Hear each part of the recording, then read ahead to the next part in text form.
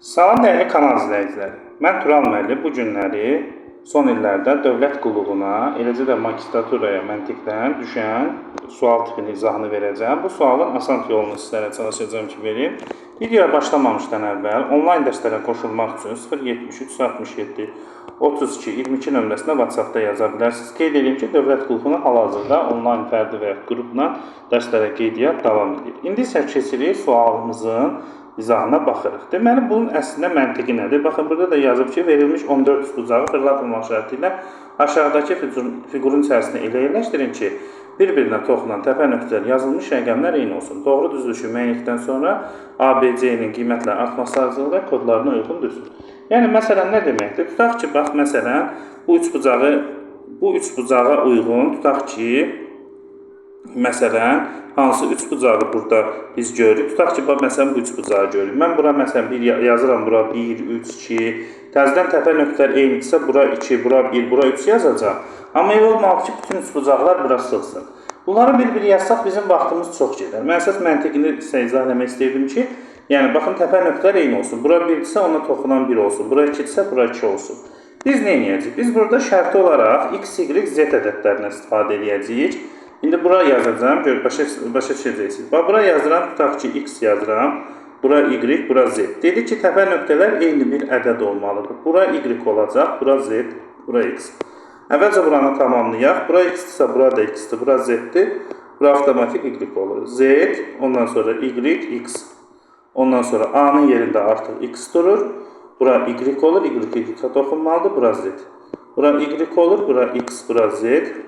Ondan sonra deməli, bura y olur, bura z olur, bura x olur avtomatik. Z, z-ə toxunmalıdır, z, x və y. Ondan sonra y, x və z. Sonra y, z, x. Görürsünüz, təpə nöqtələr eyni oldu. Bura y-dirsə, bura z, bura avtomatik x olur. X, z, y. Y, z, x. Buranı artıq doldurduq. Bundan sonra mərhələ çox asandır.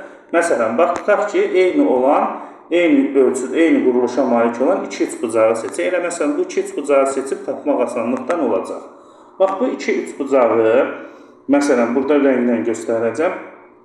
Bax, həmin üçbucaqlar bunlardır ki, eynidirlər. Baba, fikir verib, bax, bu iki üçbucağı ayıracam, göstərəcəm sizə. Baxın, baba, fikir verib diqqətdən. Görürsünüz, ikisində də yuxarı y-dir, sol üçün z-dir. İkisində də yuxarı y-dir, sol küncdə z-dir, sağ küncdə x ədədidir. Görürsünüz, buradadır. Yuxarılar ikisində də 1-dir, sol künclər 2-dir, sağ künc 3-dür. Eyni figurdur da, eyni rəqəmlərdir. Deməli, artıq biz avtomatik buradan rahatlıqla tapırıq ki, y1-i göstərir, yəni buranın yuxarısı 1-dir.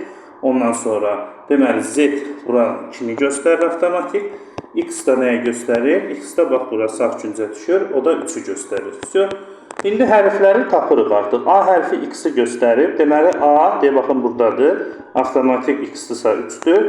B hərfi buradadır, y-i göstərir. Y-dirsə, deməli, 1-dir. C hərfi də, fikir verin, C hərfi də buradadır. C hərfi də z-i göstərib, z2-dir. Buradan tapırıq ki, A3, B1, C2-dir. Bizdən də artma ardıcılığı düzür. Artma ardıcılıq, yəni kiçikdən böyüyə doğru. Kiçik deməli, burada B-dir, artmacılığı, sonra C-dir, sonra A-dir. Yəni, düzgün cavabımız olacaq B, C, A. Bu şəkildə kodlaşdıracağıq.